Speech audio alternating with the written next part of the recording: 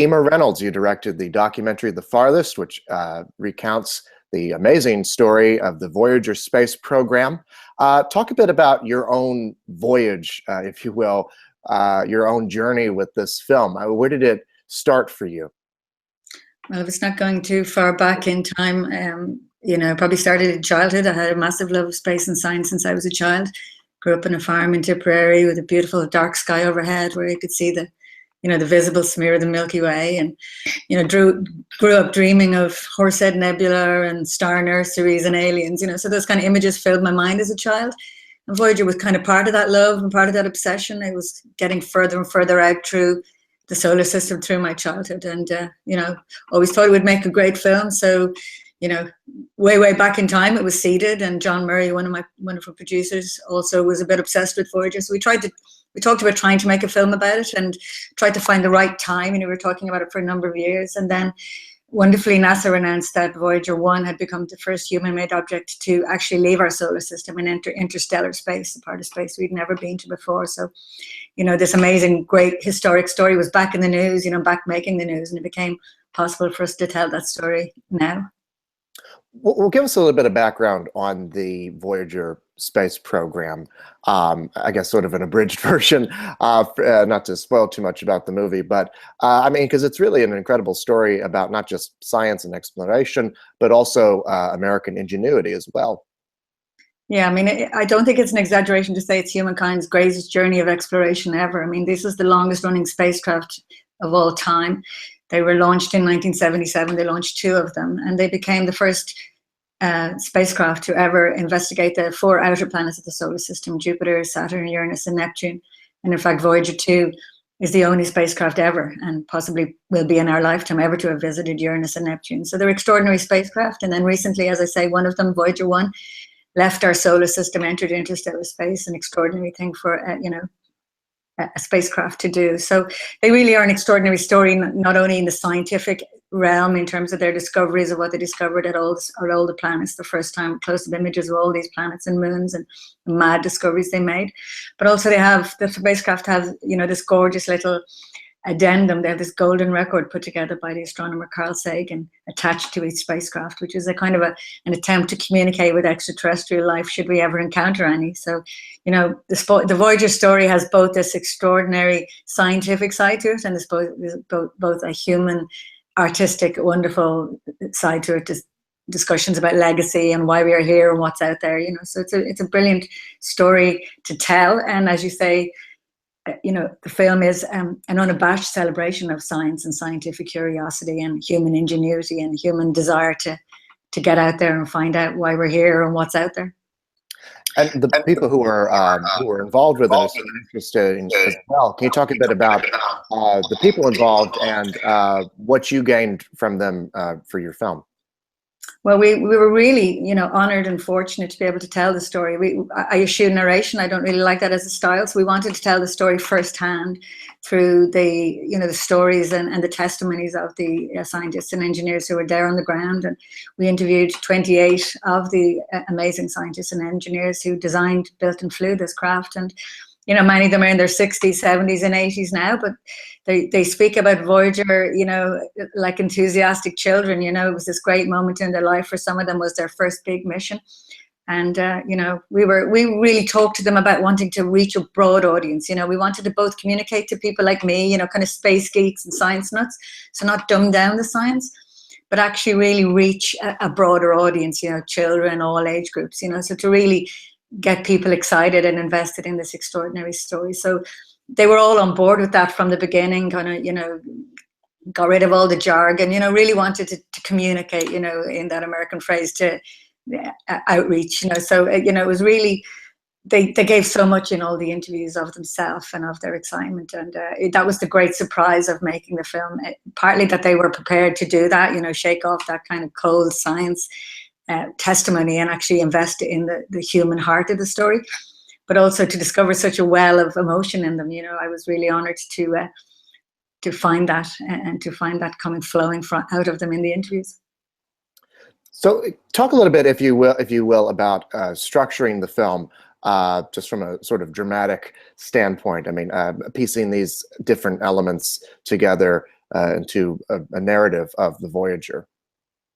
Yeah, so I mean, I had quite a strong script to start with. Obviously, the Voyager story itself, you know, it was mapped, and I knew how that would go. The film was conceived as kind of like three stories twining around each other, both the Voyager story itself and its discoveries and its entering interstellar space and what will happen to it eventually.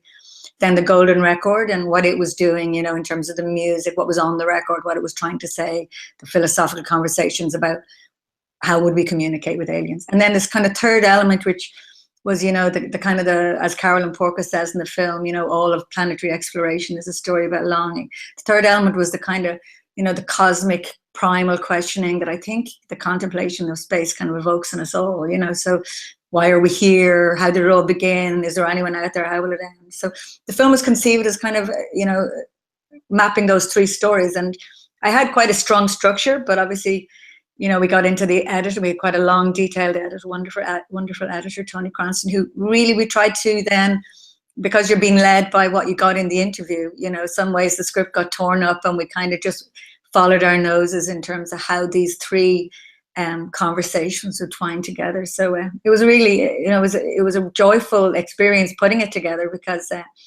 you know, when, as I say, when you're being led by interview itself, the characters go left when you thought they were going to go right, you know, so you really have to be open to all that, you know, that chaos in some way, but joy and, you know, surprise in the other way.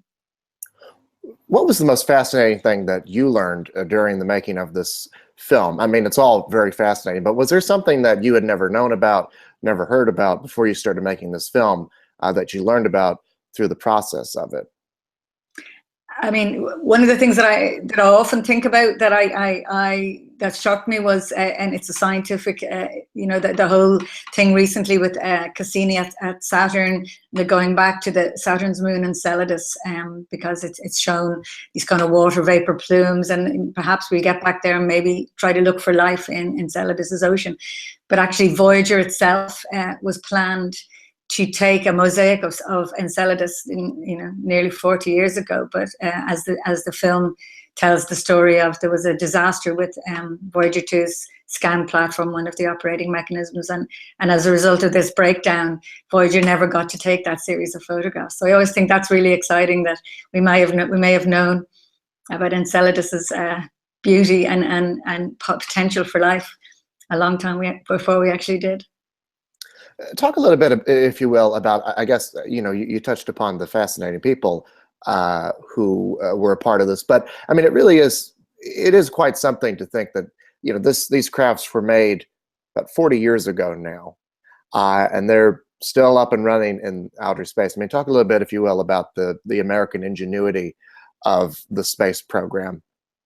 Look, you know, the whole world, certainly, you know, as far as I can see, has been in awe of American space travel and American ingenuity in space for all time. And in fact, we feel when we're traveling with the film, we find people feel it's not only an American story, these adventures, you know, they're like, the world feels invested in them, you know, people feel a part of that journey and part of that extraordinary.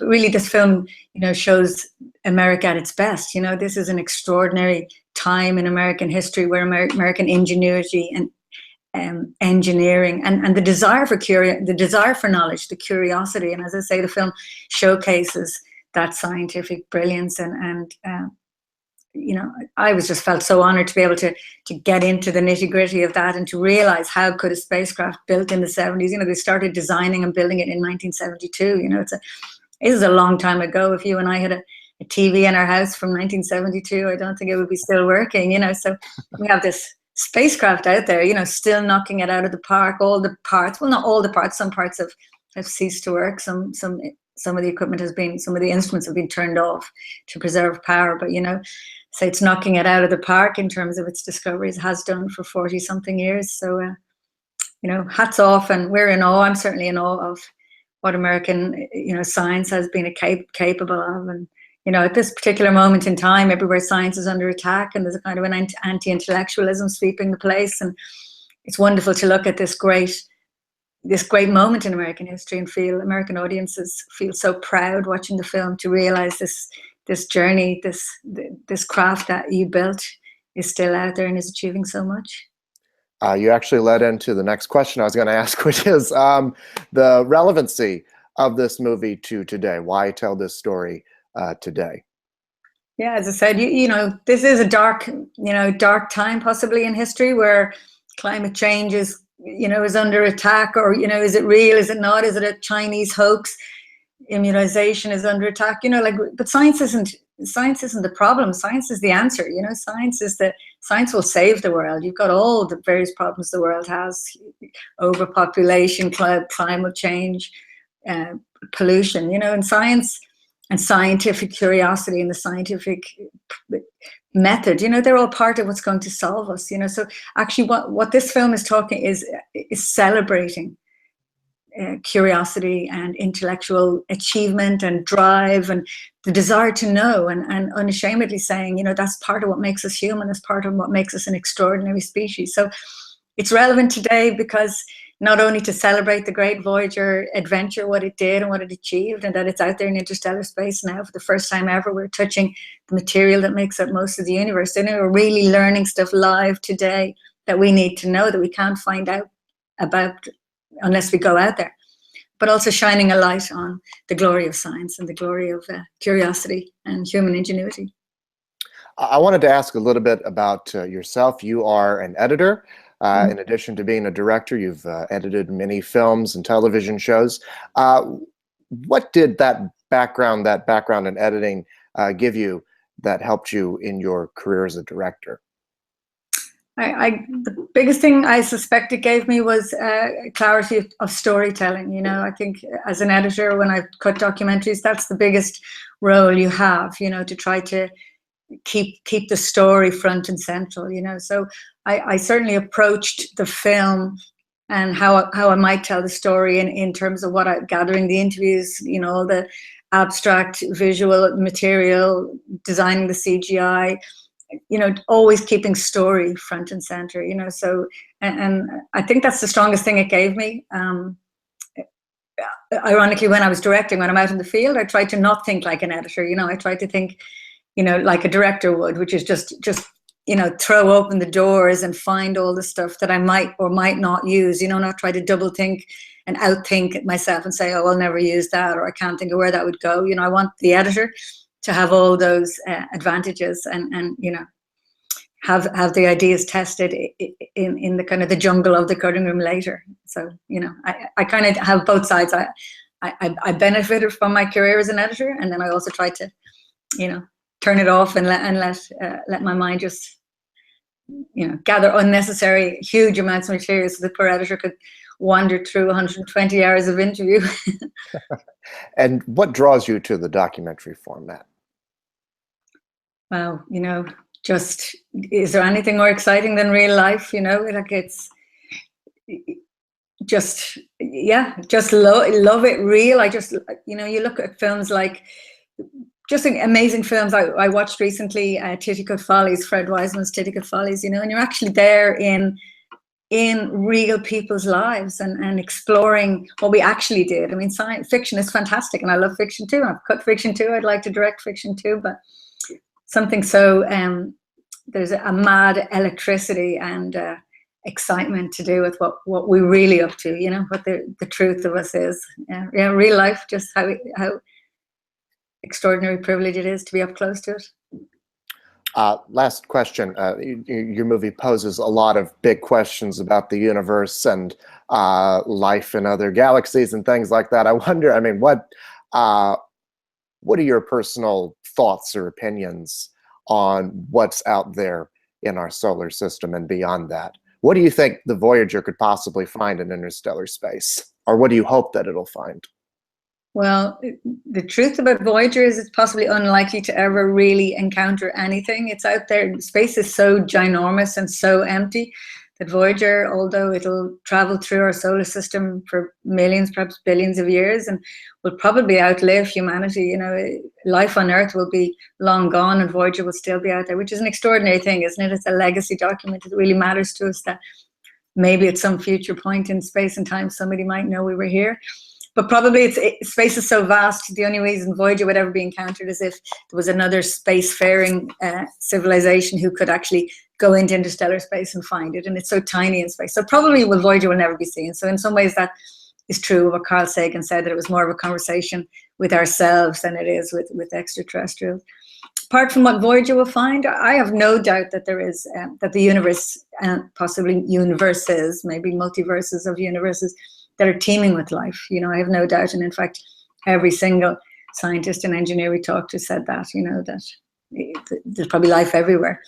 But the issue is whether we'll ever get to meet them. You know, they were all so separated across such vast distances of space and time.